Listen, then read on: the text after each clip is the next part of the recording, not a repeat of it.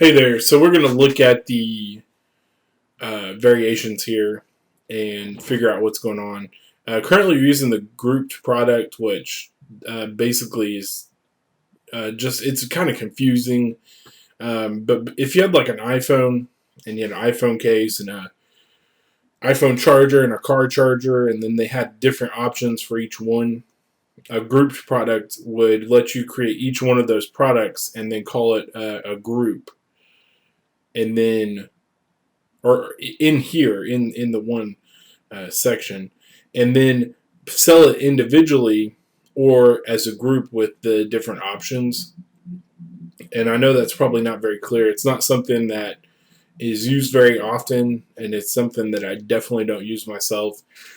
Um, it's just really kind of confusing and not typical. Usually, it's for smaller um, products that go together. So what you want to use is a variable product. So we're going to select that. And then looking at where we're at, we're on the attributes tab. And if we click on this, we get a description. This looks like a description. So I'm going to take that out and I'm going to save that. Okay. And then we're looking at the variation here. Okay. So what's going on here is the variation should be a value, and this should be the sponsorship level or something along those lines. And then the next variation, we'll put a pipe character, which is the straight line. It just denotes a separation. We'll paste that in, and then yeah, okay. So yeah, we'll just grab the next one down the list. And I'm going to go ahead and set this part up and then leave it so you can come back and edit it in case I've done it wrong. But I'll just keep grabbing these down the list. I put the pipe character and then paste it in. So copy, pipe, paste, copy, pipe, paste. Yeah, and see, I'm just working through all these. And because I'm not entirely clear if this is, exactly how you want this set up, I'm just going to show you how it's done. And then you can come back and kind of correct this.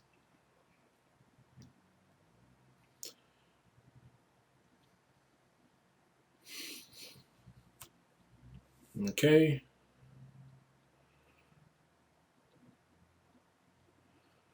So the next important thing here is to make sure you see that these are visible and used for variation. We're going to uncheck all of these here.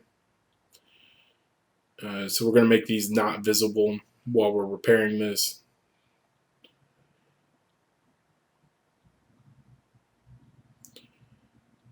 And then for the last one, we're going to go ahead and check on use for variations. And you'll see why in a second. But we'll save this. You make sure you save it every time. And then back up to the variations tab.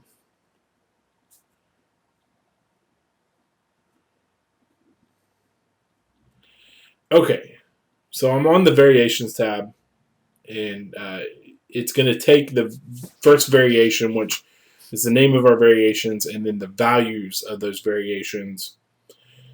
And it's going to make a product selection for each one with the individual price, individual description, individual picture. So we come down, we select create variations. We say OK to the dialog. We say OK to the next dialog. And make sure you never check the prevent dialog box. That will mess things up.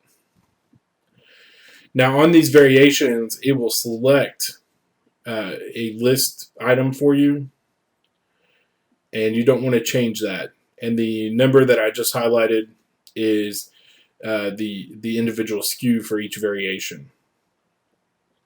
But like I said, don't change any of those list items. On the right, you've got a 3 hamburger menu and an up arrow. You just want to click in the white space to expand it. You'll see where you can add your picture. You'll see the main SKU number. And then just a little bit lower, you'll see where we enter the price. And down below that, the description. And this description is unique for each product. So we'll paste that in from that first box.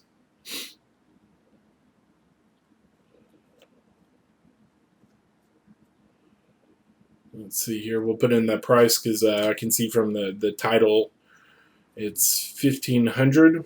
Now I'm going to show you here. If you select the drop down, you can go down to set price, and it will pop up a dialog. You type in whatever, and it will set all of them to that price, which I know is not ideal in this situation, but at least it will get you somewhere. We already put that one in, so I didn't change it. But you can see the next one is already at 1,000, which actually that's the amount it is. This one should be 500, and this one should be 400.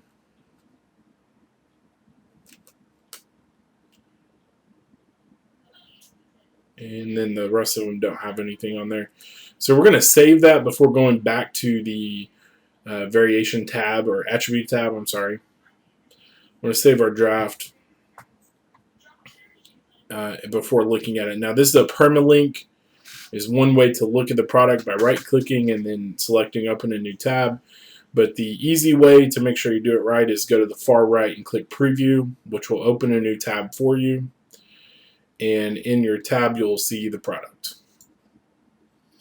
Okay, so if we click on the variation, yeah, we see that description here.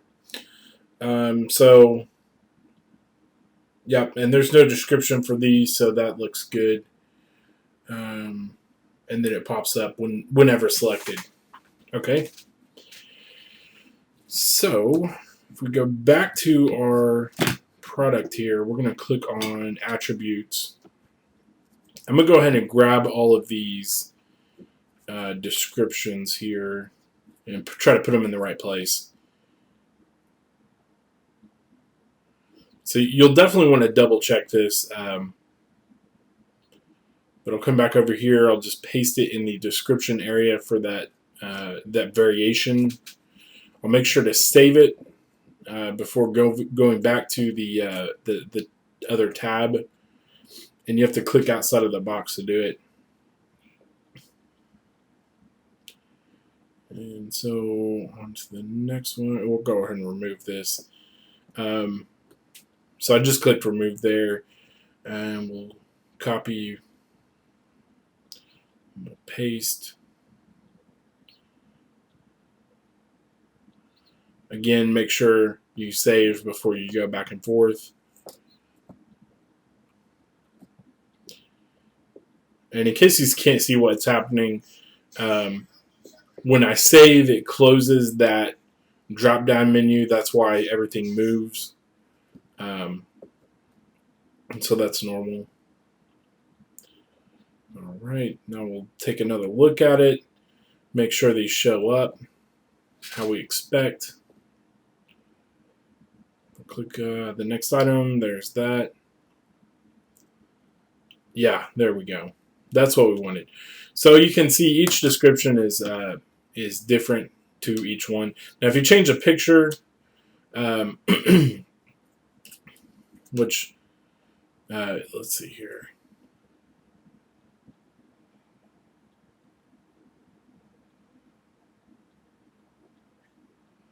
No, yeah, make sure. Let's see. Yeah, that's the picture. So if you change the picture, it's going to change this picture as you click on each product variation.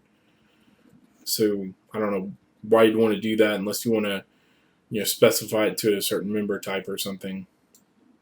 So yeah, that's it. If you have any more questions, just let me know. Talk to you later.